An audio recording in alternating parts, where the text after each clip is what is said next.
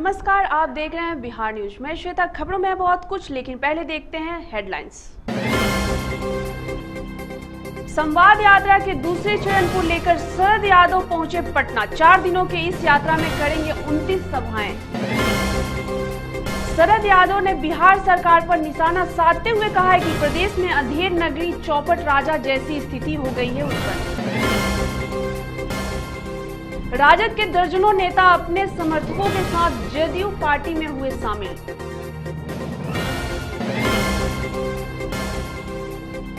रावण वध की तैयारियों को लेकर प्रमंडलीय आयुक्त आनंद किशोर ने गांधी मैदान का किया निरीक्षण। पदाधिकारियों को तैयारी के बारे में दिया निर्देश।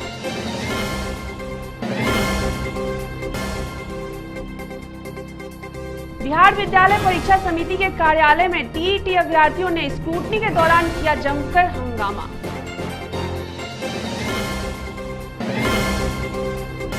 और दुर्गा पूजा, रावण वध और मुहर्रम को लेकर जिला प्रशासन की ओर से प्रतिनियुक्त दंडाधिकारियों और पुलिस पदाधिकारियों के साथ की संयुक्त ब्रीफिंग।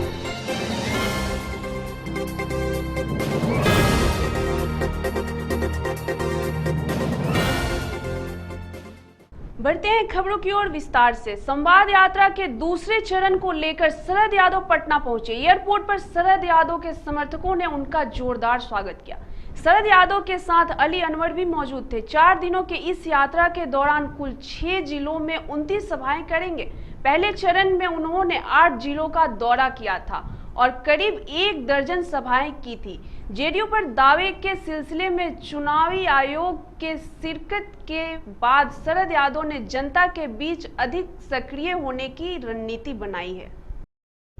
पटना पहुंचे जदयू की बागी नेता शरद यादव ने बिहार सरकार पर निशाना साधते हुए कहा कि प्रदेश में अंधेर नगरी चौपट राजा की स्थिति उत्पन्न हो गई है। भागलपुर नहर टूटने पर उन्होंने कहा कि सीएम नीतीश सरकार पूरी तरह भ्रष्टाचार में लिप्त हो गई है। उन्होंने केंद्र सरकार पर प्रहार करते हुए कहा कि जीएसटी और नोटबंदी ने देश को कमजोर किया है। इस संवाद कार्यक्रम में ये सूबे का सवाल हो, चाहे आपका दिल्ली का सवाल हो, देश का सवाल। बांध टूटा है 70 बरस में हिंदुस्तान में, दुनिया में तो नहीं जानता, लेकिन हिंदुस्तान में 70 बरस में जिस बांध में 380 करोड़ रुपए लगे हो, वो जिस समय मुख्यमंत्री जी उसका शिलान्यास करने जा रहे थे वो टूट गया। ऐसा हादसा और इतनी बड़ी लूट यानी कभी किसी बांध बनने के बाद टूटा हो, ऐसा कोई इतिहास आज तक नहीं है। पूरे सूबे का जो लॉ एंड ऑर्डर है, कानून व्यवस्था है, वो चौपट है। और अंधेर चौपट राजा और अंधेर नगरी। बिहार जो है हिंदुस्तान की क्रांतिकारी जनता का सूबा है, उससे संवाद करना है। देश के सवाल को, सूबे के सवाल दोनों को उठाना है। 26 को 27-28 हालात जो है वो देश के और सूबे के, इन सभी हालातों पर हर जगह सभा ठीक सर लोगों देना चाहता हूँ इस मौके पर कि बनारस में जो छात्राएं हैं, ऐसा बर्बर जो बनारस BHU है, हिंदुस्तान का सबसे पुरानी संस्था है एजुकेशन। वहाँ जो छात्राएं थी, मामूली बात पर उनकी मांग बिल्कुल जायज़ थी। और जिस तरह वहाँ के शासन ने जिस तरह का व्यवहार किया है और वहाँ का जो प्रशासन है, उसने जो छात्राओं पर लाठीचार्ज किया है, कभी हिंदुस्तान के 70 बरस में इस तरह की घटना कभी नहीं।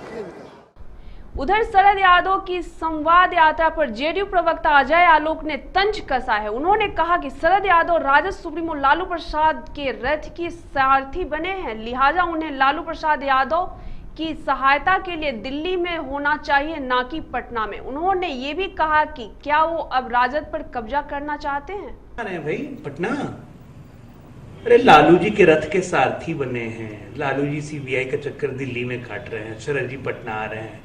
क्या सोच रहे हैं, लालू जी दिल्ली में है तो यहाँ पे राजद को कब्जा कर लेंगे? अरे जाइए, थोड़ा लालू जी के साथ दीजिए, साथ में रहिए, उनके साथ उनका दुख को शेयर कीजिए। शरद जी कहाँ पटना 4 दिन घूमने आ रहे हैं, लोग यहाँ नवरात्र मना रहे हैं, यहाँ पे दुख बांटने आ रहे हैं अपना।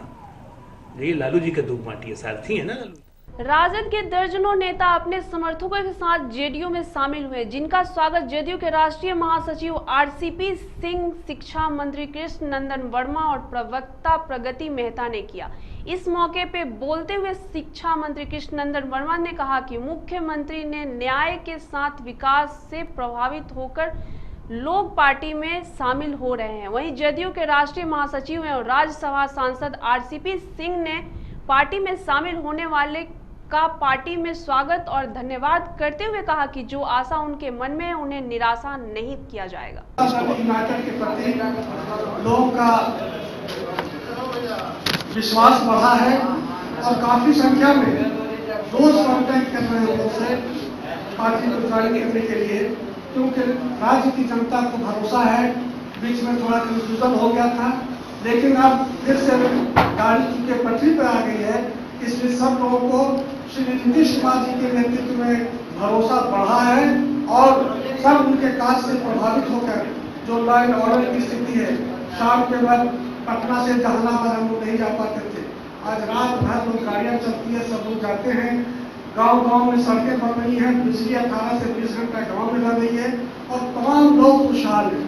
सब लोग मिलजुल करके हिंदू मुस्लिम आपसी प्रेम और सद्भाव के साथ हर पर्व को हम लोग मना रहे हैं। बकरीद का पर्व कितना शांति और सद्भावना के साथ इस राज्य में मनाया गया, जिसके बारे में लोग तरह तरह की बातें करते थे।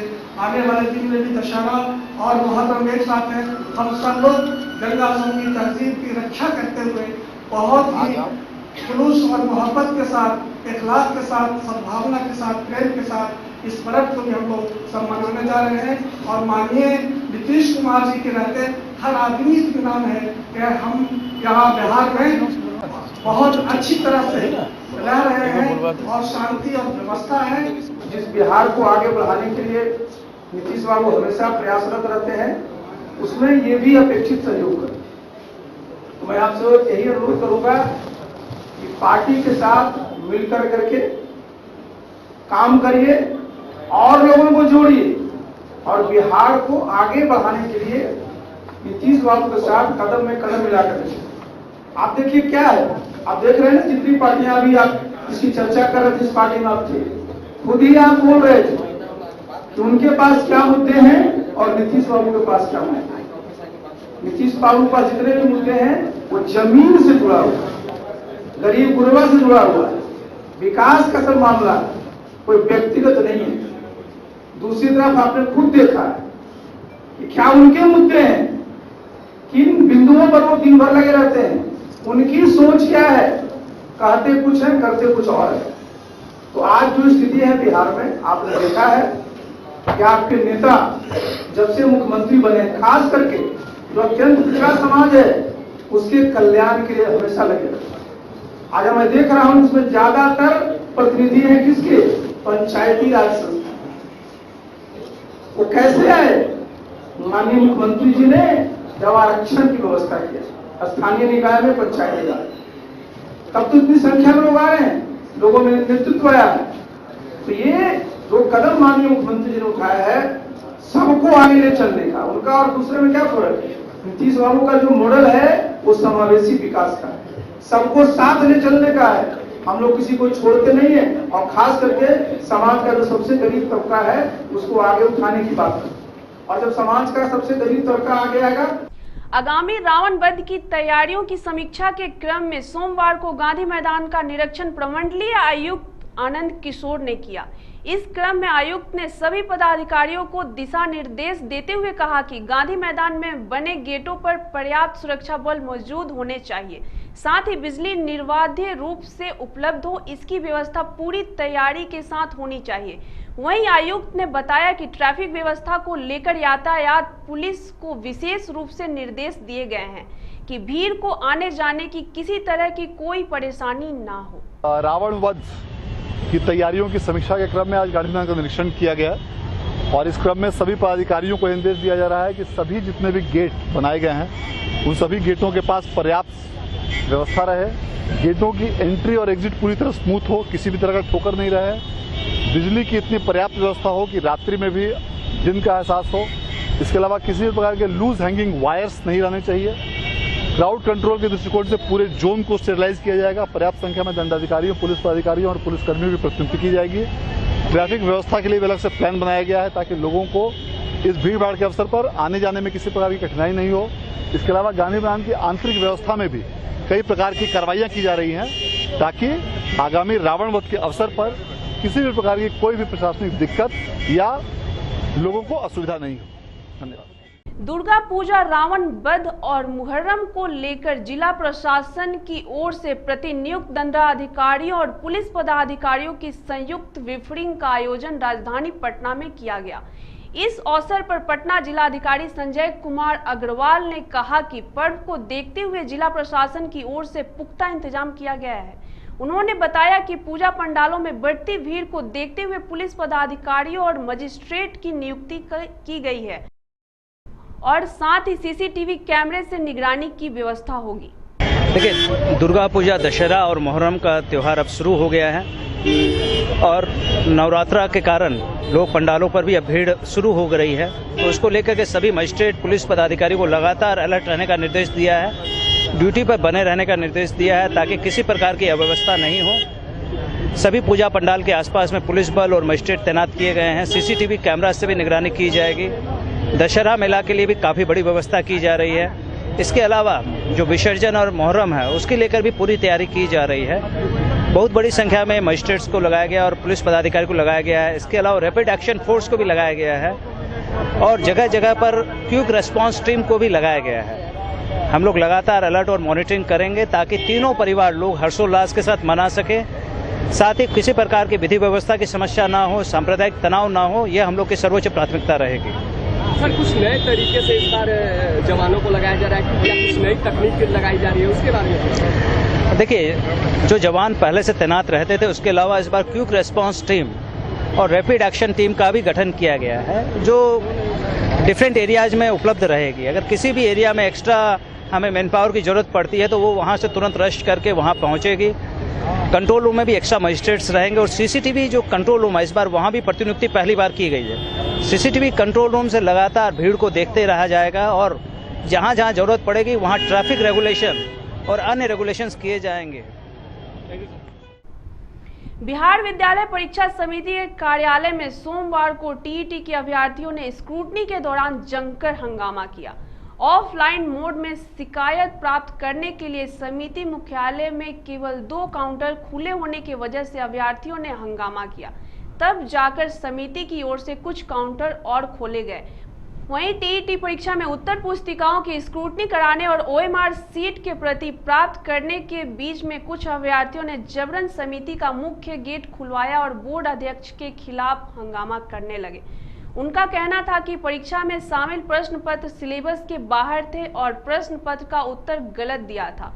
उधर अभ्यर्थियों के हंगामा को देखते हुए प्रशासन ने विशेष पुलिस बल की तैनाती की और हंगामा कर रहे लोगों को शांत कराया। बीटेक द्वारा जारी परीक्षा परिणाम में कुछ परीक्षार्थी का परिणाम अमान्य घोषित किया गया है, जिसका कारण बीटीटी बोर्ड द्वारा व्हाइटनर का प्रयोग बताया गया है। यह एक मुद्दा है जिसका कारण बीटीटी बोर्ड परीक्षार्थी परीक्षा हॉल के अंदर कई जांचोपरांत व्हाइटनर लेकर नहीं गए थे। व्हाइटनर कुछ परीक्षा केंद्रों पर परीक्षा निरीक्षक द्वारा उपलब्ध कराई गई थी। सर, बिहार विद्यालय परीक्षा समिति के द्वारा जो गलत 10% दिया गया है सर, हम लोगों को उसके बाद नंबर चाहिए सर, ग्रेस मार्क चाहिए, ग्रेस मार्क चाहिए, इनवैलिड वाला रिजल्ट चाहिए सर। लेकिन इसका आंसर बी होगा, उसका प्रूफ यहाँ पर है, बुक में है। विशिष्ट से सामान की ओर प्रोग्रेसिव आर्ट गैलरी के निदेशक आर्यन सिंह ने एक प्रेस वार्ता को संबोधित करते हुए बताया कि आगामी 2 अक्टूबर को गांधी जयंती के मौके पर अंतर्राष्ट्रीय म्यूजियम का उद्घाटन किया जाएगा, जिसमें गैलरी की ओर से गांधी पर आधारित प्रदर्शनी का आयोजन किया जाएगा। उन्होंने बताया कि बिहार सरकार की ओर से प्रोग्रेसिव आर्ट गैलरी क्यूरेटर के रूप में आमंत्रित किया गया है। यहाँ मुख्य सचिव जी ने बिहार सरकार का जो नया म्यूजियम बना है उसके उद्घाटन के अवसर पे मुझसे कहा कि एक प्रदर्शनी आप संयोजन करिए जो गांधी से रिलेटेड हो। तो मैंने पूरे देश के कलाकारों से कहा और रिक्वेस्ट किया कि वो एक ऐसी प्रदर्शनी बनाएं और उसका नाम रखा Gandhi through the eyes of artist. अभी लेते हैं एक छोटा सा ब्रेक। आप पुलिस ने महज 24 घंटे के अंदर छौड़ादाना क्षेत्र के हीरमनी गांव से फिरौती के लिए अपहरण किए गए दवा व्यवसायी को सकुशल बरामद कर लिया तथा साथ ही 2 अपहरणकर्ताओं को भी गिरफ्तार किया है। गिरफ्तार अपहरणकर्ताओं पूर्व में छोटी मोटी घटनाओं को जेल जा चुके हैं। इस अपहरण कांड में कुल 6 अपराधी शामिल थे, जिसमें से 4 की गिरफ्तारी के लिए छापेमारी की जा रही है। दरअसल विगत 22 सितंबर की रात्रि दुकान से मोटरसाइकिल द्वारा घर जाने के दौरान हीरमनी गांव के रहने वाले दवा व्यवसायी वसंत लाल शाह का अपहरण स्कॉर्पियो सवार अपराधियों ने कर लिया और परिजनों से 30 लाख की फिरौती की मांग की जा रही थी। गाड़ी खड़ी थी, 4 आदमी उतरा, उसमें तो हमारा मुँह दाब दिया, मुँह झक गया, हाथ बांध दिया, तो गाड़ी में बैठा दिया पूरा। तो आदमी पैर हमारा माथा फेंक दिया पेट पर। सर कहाँ ले गया लोग, कुछ था रात में घुमाया लोग, दिन भर घुमाया लोग। मारपीट भी दिया लोग आपसे जी? 2, 4, 5 माथा पर मुँह पर मार रहा था। पैसा का भी मांग कर रहा था? पैसा का भी मांग कर रहा था सर। परिवार से बात किया था पैसे की? जी। कितना? सर कह रहा था कि 30 लाख में तुम्हारा सौदा के वीरगंज होटल में तुम 20 लाख रुपया दो। हम सब मेरे पास 1 रुपया नहीं है, हम गरीब आदमी। अभी हम बेटी की शादी में दवा व्यवसाय है, पैसा नहीं होता। बाद में 3 लाख रुपये फाइनल किया था सर। बाद में 3 लाख रुपये कहा कि कम से कम 3 लाख रुपये दुकान में आओ, 3 लाख रुपये तो तुम्हारा मोटरसाइकिल दे देंगे और तुम्हारे आदमी को छोड़ देंगे। एक 22 तारीख की देर रात को लगभग 10 बजे हम लोग सूचना मिली थी कि हीरामनी गांव है छौड़ादाना क्षेत्र में, वहाँ के एक व्यवसायी हैं जो कि दवा का दुकान चलाते हैं, वसंत लाल शाह, उनकी किडनैपिंग की बात प्रकाश में आई थी। और उसके बाद हम लोगों ने उसका वेरिफिकेशन किया, स्थल पर जाकर पदाधिकारी के द्वारा किया गया, तो बात में कुछ सत्यता उजागर हुई और इन्हीं के मोबाइल से, जो इनका निजी मोबाइल है, इनके परिवार से संबंध बनाकर फिरौती मांगने का प्रयास किया जा रहा था अपराधियों द्वारा। और हम लोगों ने जो प्रथम दृष्टया सूचना मिली थी स्कॉर्पियो गाड़ी के बारे में और इनके नंबर से जो बात हो रही थी, उसको लेकर सभी ज़िलों में, सीमावर्ती ज़िलों में अलर्ट किया था। हम लोगों ने नेपाल में भी अलर्ट किया था, सीतामढ़ी में, मुजफ्फरपुर में, कि कहीं इस तरह का हुलिया वाला, वेशभूषा वाला गाड़ी और उस संख्या में लोग दिखाई दें तो सूचित किया जाए। टोल प्लाज़ा पे हम लोगों के वेरिफिकेशन में पता चला कि गाड़ी टोल प्लाज़ा पार की थी उसी दिन रात में 9:30-10 बजे। और मोबाइल के आधार पर हम लोगों ने इन लोगों लोकेशन को ट्रैक किया तो एक रूट इन लोगों का हम लोगों को उजागर हुआ मुजफ्फरपुर ज़िला और मोतिहारी ज़िला के बीच में कुछ स्थलों पर। और उसी कवायद में हम लोगों ने चेकिंग लगाई थी 3-4 जगहों पर, तो ये गाड़ी लोकेट हुई हाईवे पे। तो पुलिस के द्वारा पीछा करते के समय इन लोगों ने अपनी गाड़ी को तेज़ भगाया और पुलिस से बचने का प्रयास किया और असफल होते हुए इन लोगों ने गाड़ी को एक जगह लगाकर महिषी थाना क्षेत्र में जो अपराधकर्मी थे वो भाग गए बगीचा में, जिसमें से 2 अपराधकर्मी को पकड़ कर पकड़ा गया। सुपौल में पुलिस ने बड़ी कार्रवाई के तहत लगभग 10 क्विंटल रक्त चंदन की लकड़ी सहित उपयोगी ट्रैक्टर को एक ईंट भट्टा परिसर में पकड़ा है।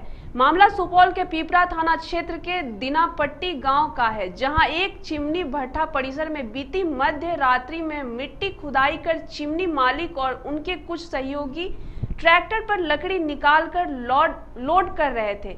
आधी रात के समय मिट्टी खुदाई के बाद कुछ लकड़ी निकालने देखे जाने के बाद पुलिस को इसकी भनक लग गई और पुलिस ने त्वरित कार्रवाई करने वहां पहुंच गई। बहरहाल लगभग 10 क्विंटल से अधिक रक्त चंदन की लकड़ी और उपयोगी ट्रैक्टर को पुलिस ने जब्त कर लिया। इसके साथ ही पिपरा थाना में 3 लोग ईंट भट्टी मालिक, ट्रैक्टर मालिक और ट्रैक्टर चालक को नामजद आरोपी बताते हुए प्राथमिकी दर्ज की गई। आरोपियों को धरपकड़ के लिए छापेमारी की जा रही है। बिनापट्टी स्थित ईंट चिमनी भट्टा जो कि निशांत कुमार उर्फ नेहरू यादव का है, उसके परिसर में कहीं पर गड्ढा खोद करके और लकड़ी निकाल करके और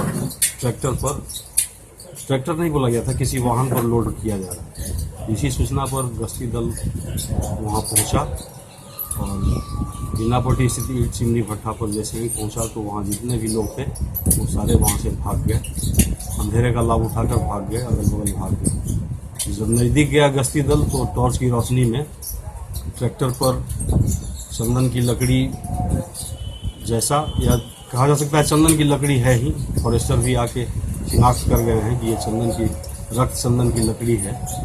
ये कुछ पीस में ट्रैक्टर पर ट्रॉली में पूरा भरा हुआ बरामद किया गया। बगल में आसपास टॉर्च जलाकर देखा गया तो बगल में एक गड्ढा था, गड्ढे जेसीबी मंगवा के उस गड्ढे की खुदाई की गई तो 3-4 और लकड़ियां भी नीचे से बरामद हुई, जिसको कि ट्रैक्टर पर ही लोड कर लिया गया और वहां पर विधिवत जब्ती सूची बनाकर ट्रैक्टर नंबर BR1D 7955 को लकड़ी सहित थाने पर लाया गया।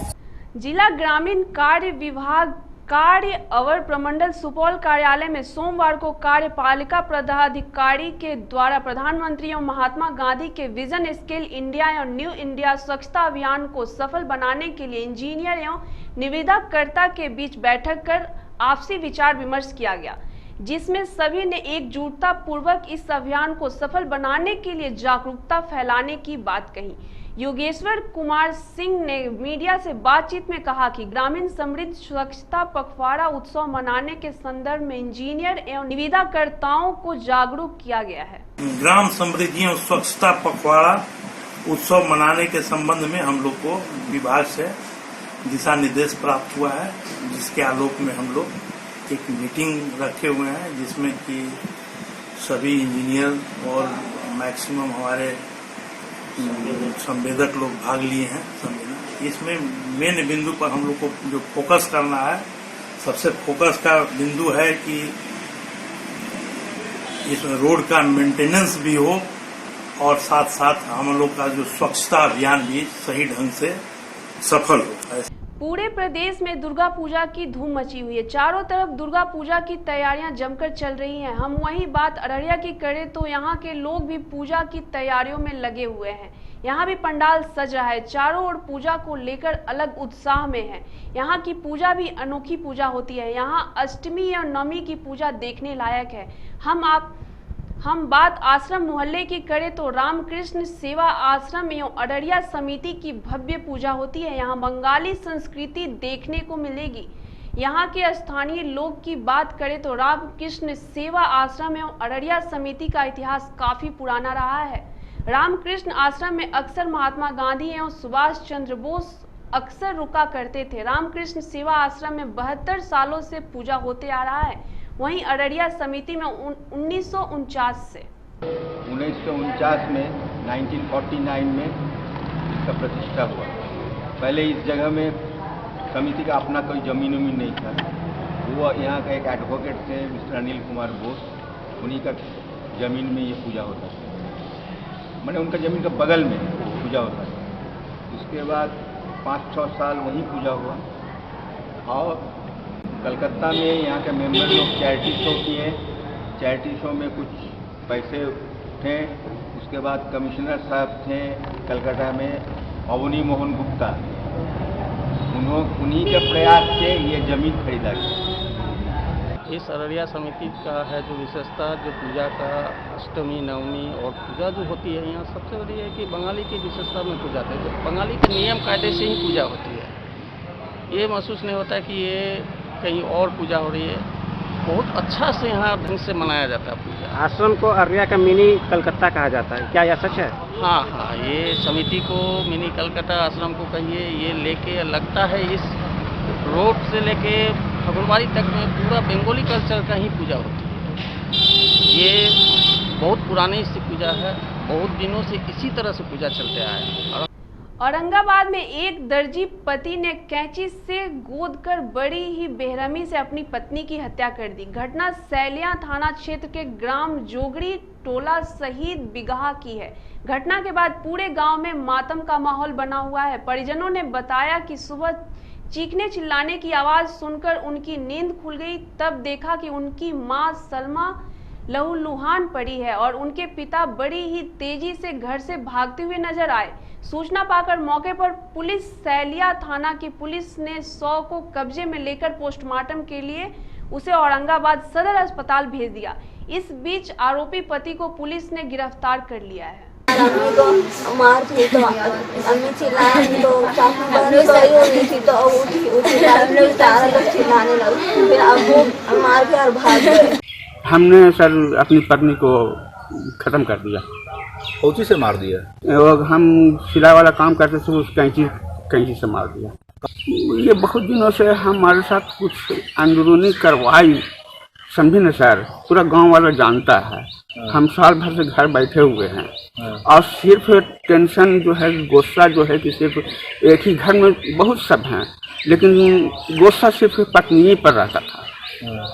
काहे के लिए मैंने पता नहीं, ये तो हम भी नहीं जानते हैं। ये ऐसा ही कार्रवाई कोई ऐसा है कि बस सब दिन टेंशन जो है कि अपने वाइफ से बनी हुई रहा और आज जो है कि ये नतीजा हमको भुगतना पड़ा। मोतिहारी नगर के नक्षेत टोला के कोलुअरवा मोहल्ले में सोमवार की सुबह एक युवक का शव बरामद किया गया। युवक समाहरणालय के नीलाम पत्र विभाग में उम्मीदवार चतुर्थ वर्गीय पद पर कार्यरत था। घर से करीब 100 मीटर की दूरी पर मिले शव को देखकर स्थानीय लोग आक्रोशित हो गए और NH 28A को आगजनी कर जाम कर घंटों हंगामा किया। मौके पर पहुंची पुलिस की जीप को उपद्रवियों ने जमकर तोड़फोड़ करने के बाद पलट दिया। पुलिस ने मौके पर पहुंचकर शव को अपने कब्जे में ले लिया है। फोरबिसगंज से पलासी जाने के क्रम में अररिया के गोडी चौक के समीप एक ऑटो अनियंत्रण होकर डिवाइडर से टकरा गई, जिसमें कुल 12 यात्री सवार थे, जिसमें 7 यात्री घायल हुए। घायल यात्रियों को स्थानीय लोगों की मदद से सदर अस्पताल में भर्ती कराया गया। घटना स्थल पर स्थानीय पुलिस घटना का जायजा लिया एवं जाम को हटाया।